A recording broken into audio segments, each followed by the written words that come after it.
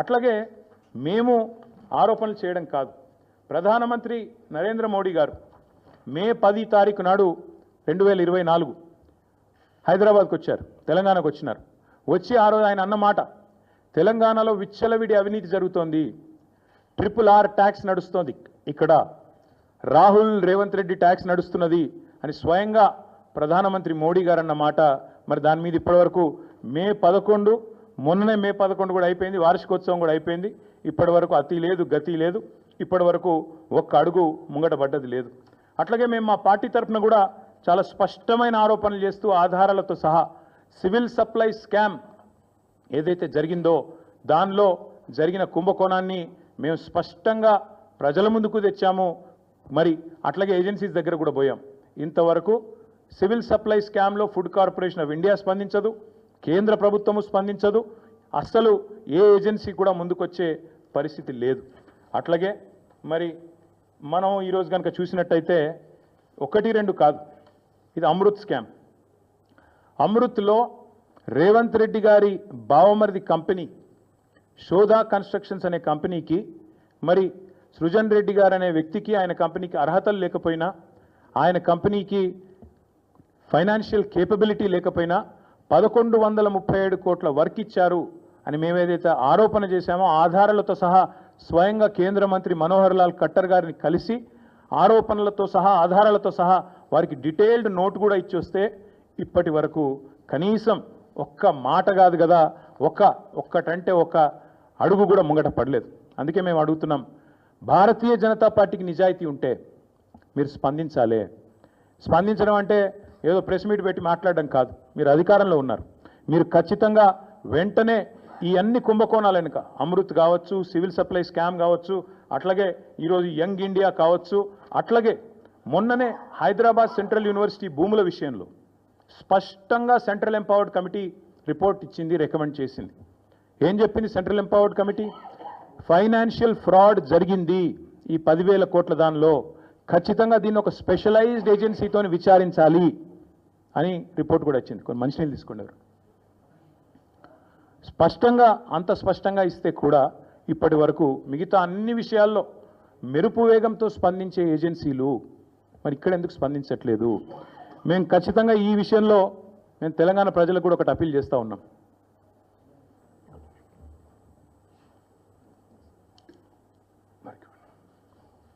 తెలంగాణ ప్రజలకు కూడా ఒకటి అప్పీల్ చేస్తూ ఉన్నాం. ఇక్కడ ఎవరితో కుమ్మక్కు అవుతున్నారో దయచేసి అర్థం చేసుకోండి. అమృత్ కుంభకోణంలో రేవంత్ రెడ్డి గారి బావమరిది వ్యవహారం ఉండి కూడా రేవంత్ రెడ్డిని కాపాడుతున్నది కేంద్ర ప్రభుత్వం. RR ట్యాక్స్ అని చెప్పి స్వయంగా ప్రధానమంత్రి ఆరోపణ చేసి ఇక్కడ బిల్డర్ల దగ్గర 200 రూపాయలు స్క్వేర్ ఫీట్కి వసూలు చేస్తున్నా ఇప్పటి వరకు ఉల్కకుండా పలకకుండా ఉన్నది కేంద్ర ప్రభుత్వం. అట్లాగే సివిల్ సప్లై స్కామ్లో ఈ ప్రభుత్వాన్ని కాంగ్రెస్ను కాపాడుతున్నది కేంద్ర ప్రభుత్వం. సెంట్రల్ ఎంపవర్డ్ కమిటీ రికమెండేషన్ ఇచ్చిన తర్వాత కూడా మీరు వెంటనే ఈ ఫైనాన్షియల్ ఫ్రాడ్ను సెంట్రల్ యూనివర్సిటీ కంచెగచ్చిబౌలి భూముల్లో చర్య తీసుకోండి అని ఎంపవర్డ్ కమిటీ చెప్పిన తర్వాత కూడా ఇప్పటికీ ఉలకకుండా పలకకుండా ఉన్నది కేంద్ర ప్రభుత్వం. మరి ఈరోజు ఈ విషయంలోనన్నా నేషనల్ హెరాల్డ్ విషయంలోనన్నా స్పందిస్తారో లేదో మేము కూడా చూస్తాం. ఒక నెల రోజులు ఎదురు చూస్తాం. మేము కూడా చూస్తాం ఒకవేళ మరి కేంద్ర ప్రభుత్వం ముందుకు వస్తుందా రాదా. ఎందుకంటే మీకు తెలుసు ఫార్ములా ఈలో ఏదో జరిగిపోయింది, దున్నపోతు ఈనింది అని కాంగ్రెస్ వాడనంగానే కట్టేయండి దుడ్డనని చెప్పి గవర్నర్ గారు స్పందించి వెంటనే ఆగమేఘాల మీద మెరుపు వేగంతో స్పందించి ప్రాసిక్యూట్ చేయాలన్నారు. మేము కూడా కలుస్తాం గవర్నర్ గారిని, ప్రాసిక్యూట్ చేయండి ముఖ్యమంత్రి గారిని అని అడుగుతాం. తప్పకుండా ముఖ్యమంత్రి గారు ప్రాసిక్యూట్ కావాల్సిందే, ఆయన ప్రజాక్షేత్రంలో దోషిగా నిలబడవలసిందే, చేసిన తప్పులకు తప్పకుండా శిక్ష అనుభవించాల్సిందే.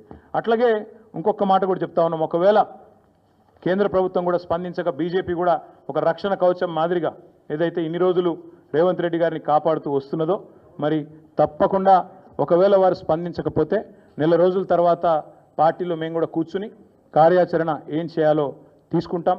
ప్రజాక్షేత్రంలో అవసరమైతే తప్పకుండా ఈ ముఖ్యమంత్రి గారిని అదేవిధంగా ఆయనను ఒక కవచ కుండలాల మాదిరిగా కాపాడుతున్న బీజేపీని కేంద్ర ప్రభుత్వానికి కూడా ప్రజల ముందు ఎండగడతామని చెబుతూ ఇక చివరిగా నేను చెప్పేది ఒకటే, మొన్ననే పాలమూరులో సిబిఐ దర్యాప్తు అక్కర్లేదు, పాలమూరులో అవినీతి ఏం జరగలేదు పాలమూరు రంగారెడ్డి ప్రాజెక్టులో అని చెప్పి స్పష్టంగా సుప్రీంకోర్టు తీర్పిచ్చింది. ఇంకొక వైపు సొంత పార్టీ ఎమ్మెల్యేలు 30% కమిషన్లు లేందే ఇక్కడ ఏ పని జరగదు అని సొంత పార్టీ ఎమ్మెల్యేలే కుండలు బద్దలు కొడుతున్నారు. అట్లాగే సొంత మంత్రులు క్యాబినెట్ సహచరులు స్పష్టంగా చెప్తున్నారు, మా మంత్రులు పైసలు తీసుకుంటారు లేదా ఫైళ్ళు కదలై అని చెప్పి పాపం నిజాయితీగా ఒప్పుకుంటున్నారు. ఇంకోవైపు సొంత మామ పిల్లనిచ్చిన మామ కాళేశ్వరంలో అవినీతి ఎక్కడిది మన్నెక్కడిది, 1,00,000 కోట్ల ప్రాజెక్టులో 94,000 కోట్లు ఖర్చు అయితే అలా 1,00,000 కోట్ల కుంభకోణం అని ఎట్లా అంటారు, ఇది అసంబద్ధం అని చెప్పి సొంత పిల్లనిచ్చిన మామ చెప్తా ఉన్నారు. కాబట్టి ఫ్రస్ట్రేషన్లో రేవంత్ రెడ్డి గారు ఏవేవో చేస్తుంటారు, ఏవేవో లీకులు ఇచ్చి ఏదో రకంగా మీడియా మేనేజ్మెంట్ చేసి నేషనల్ హెరాల్డ్ కేసులో ఛార్జ్షీట్లో పేరు వచ్చిన కొన్ని పత్రికలు అయితే రాయలేదు. మాకు చాలా ఆశ్చర్యంగా ఉంది, ఎంత బాగా కవర్ చేసుకుంటూ వస్తున్నారంటే రేవంత్ రెడ్డి గారిని చాలా ఆశ్చర్యంగా ఉంది, ఇట్లా కూడా చేయొచ్చా అని. అంటే ఇంత పెద్ద కేసులో ఇంత పెద్ద మ్యాటర్ వస్తే ఒక ముఖ్యమంత్రి పేరు వస్తే ఇదే కేసీఆర్ గారి పేరుంటే రాకపోదురా? ఇదే కేసీఆర్ గారి పేరుంటే కోతికి కొబ్బరి చిప్ప దొరికినట్టు కొంతమంది సంబరాలు చేసుకుంటూ పేపర్ల నిండా తాటికాయంత అక్షరాలతో రాసేటోళ్ళు ఇలా రేవంత్ రెడ్డి గారికి కవరింగ్ ఇచ్చేందుకు చాలా కష్టపడి కాపాడుతున్నారు. వారందరికీ నేను చేసే విజ్ఞప్తి ఒకటే, మీరు ఎన్ని చేసినా ఎంత గింజుకున్నా ఈ మీడియా సంస్థలు ఎంత తాపత్రయపడ్డా ఆయన మీకు ఎంత అడ్వర్టైజ్మెంట్లు ఇచ్చినా ఎన్ని రకాలుగా మిమ్మల్ని ఫోన్ చేసి బెదిరించినా ప్రజలకు విషయం అర్థమైపోయింది. ఈయన ఒక లొట్టపీసు ముఖ్యమంత్రి, ఈయనతను ఏం కాదు అని అర్థమైంది. కాబట్టి మీరు కూడా దయచేసి నిష్పక్షపాతంగా వార్తలు ప్రజలకు చెప్పండి. లేకపోతే సోషల్ మీడియా ఉంది, మీరు చెప్పినా చెప్పకపోయినా సోషల్ మీడియా ద్వారా ప్రజలకు అన్నీ తెలుస్తాయి.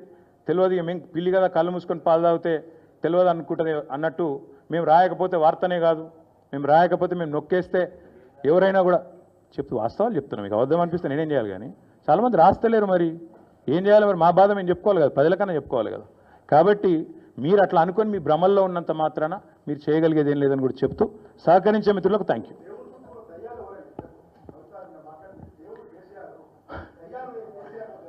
బ్రదర్, మీకు ఒక మాట, ఇంత ఇంపార్టెంట్ ఇష్యూ చెప్తే నువ్వు దేవుడు దయ్యం అనబడుతుంది. ఇప్పుడు ప్రస్తుతం మాకు తెలంగాణకు పట్టిన దయ్యం మాత్రం రేవంత్ రెడ్డి. ఆ రేవంత్ రెడ్డి అనే దయ్యాన్ని ఎట్లా వదిలించాలా అనేది మా తాపత్రయం. ఇంకేమన్నా తొందరపడ అంత యాంగ్జైటీ ఎందుకు, అంత టెన్షన్ ఎందుకు, అంత హడావుడి ఎందుకు?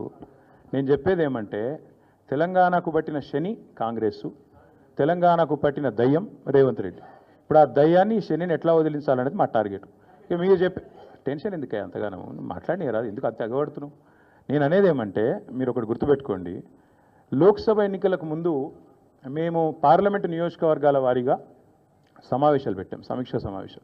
ఇక్కడ అసెంబ్లీలో ఓడిపోయాము, ఎట్లా ముందుకు పోవాలని చెప్పి దాదాపు 17 రోజుల పాటు మీరందరూ చూశారు. ఇక్కడే వేల మంది కార్యకర్తలతో కూర్చొని దాదాపు 7, 8, 9, 10 గంటలు వారితో చర్చించాం. ఆ ప్రాసెస్లో చాలామంది డైరెక్ట్గా మైక్లో మాట్లాడిన వాళ్ళు ఉన్నారు, కొంతమంది చిట్టీల మీద రాసిచ్చిన వాళ్ళు ఉన్నారు, కొంతమంది కేసీఆర్ గారికి ఉత్తరం అందించండి అని చెప్పి ఉత్తరాలు ఇచ్చిన వాళ్ళు ఉన్నారు. కాబట్టి మా పార్టీలో we encourage open culture, democracy కాబట్టి, డెమోక్రాటిక్ పార్టీ కాబట్టి, ప్రజాస్వామిక స్ఫూర్తి ఉన్న పార్టీ కాబట్టి మా పార్టీ అధ్యక్షుల వారికి ఎవరైనా సూచనలు చేయాలనుకుంటే ఉత్తరాలు రాయొచ్చు. అదేదో చాలా గొప్ప విషయం అన్నట్టు మీరందరూ అంత బాధపడిపోవాల్సిన అవసరం ఏం లేదు. నేను అనేది ఏమంటే మా పార్టీలో డెమోక్రసీ ఉంది కాబట్టి మా పార్టీ అధ్యక్షుల వారికి మా పార్టీ నాయకులు ఎవరైనా సరే అప్పుడప్పుడు సూచనలు సలహాల రూపంలో లిఖితపూర్వకంగా ఇవ్వచ్చు, ఓరల్గా ఇవ్వచ్చు, రకరకాలుగా ఇవ్వచ్చు. అట్లాగే నేను ఒక మాట మాత్రం చెప్తాను, మనం ఎవరైనా సరే పార్టీలో ఏ హోదాలో ఉన్నా కొన్ని విషయాలు అంతర్గతంగా మాట్లాడాల్సిన విషయాలు అంతర్గతంగా మాట్లాడితేనే బాగుంటుంది. పార్టీ ఫోరమ్స్ ఉన్నాయి, అధ్యక్షుల వారితో కలిసే అవకాశం ఉంది, లేదా ఆఫీస్ బేరర్స్ ఉన్నారు, కలిసి చెప్పుకునే అవకాశం ఉంది. కాబట్టి అంతర్గతంగానే కొన్ని విషయాలు మాట్లాడితే బాగుంటుంది. అది అందరికీ వర్తిస్తుంది, వీళ్ళకి వాళ్ళకని కాదు, అందరికీ వర్తిస్తుంది. తప్పకుండా ఎవరమైనా ఒకటే, ఈ పార్టీలో అందరం కార్యకర్తలమే, అందరికీ కూడా ఇదే సూత్రం వర్తిస్తుంది. కాబట్టి మీరు కూడా దయచేసి ఇంత ఇంపార్టెంట్ ఇష్యూ మాట్లాడితే దీన్ని మళ్ళీ మీరు, నాకు తెలుసు మీ సంగతి, you are intelligent, unfortunately I'm also intelligent. కాబట్టి నేనేమంటానంటే మీరు ఏం పెడతారో, మీరు ఏం హెడ్డింగ్ పెడతారో తెల్లారు నాకు తెలుసు, మీ బాధలు కూడా నాకు తెలుసు, మీ మేనేజ్మెంట్లకు ఉండే అవస్థలు నాకు తెలుసు, రేవంత్ రెడ్డి గారి ఒత్తిళ్లు తెలుసు.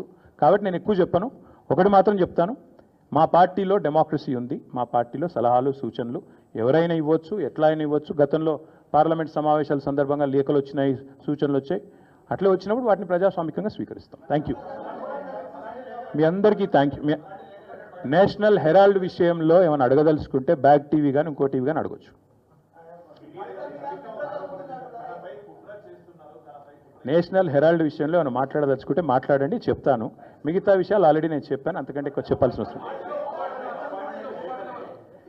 నేషనల్ హెరాల్డ్ విషయంలో, యంగ్ ఇండియా విషయంలో, మీకు కుంభకోణం విషయంలో మీకు ఏమైనా అడగదలుచుకుంటే అడగండి. ఓకే, అన్ని పార్టీలో ఉంటారు. రేవంత్ రెడ్డి కోవట్లు ఉంటే ఉండొచ్చు, ఏముంది అందులో. కోవర్ట్స్ విల్ ఎక్స్పోజ్ దెమ్సెల్స్, ఒక నిమిషం, coverts will expose themselves in due course of time. ఎందుకు తొందర, ఎందుకు చేసుకోవాలి? Yes, thank you. Finally, yes, we'll wait for a month. We'll wait for a month. No, we'll wait for a month. Let's see if the Enforcement Directorate or Government of India will actually move, because this is a serious matter. We're already the leader of opposition of the country, Lok Sabha floor leader, or not floor leader, but opposition leader has been named. So therefore, we'll have to wait and see what action they'll pursue. If they don't, because not just Mr. Rahul Gandhi, but Mr. Revanth Reddy, Mr. D.K. Shivkumar, many of them have been named. But so far, everybody's been tight-lipped, both Government of India and also Mr. Revanth Reddy and Rahul Gandhi. So we'll wait to see what they have to say, what the agencies will do. Thank you.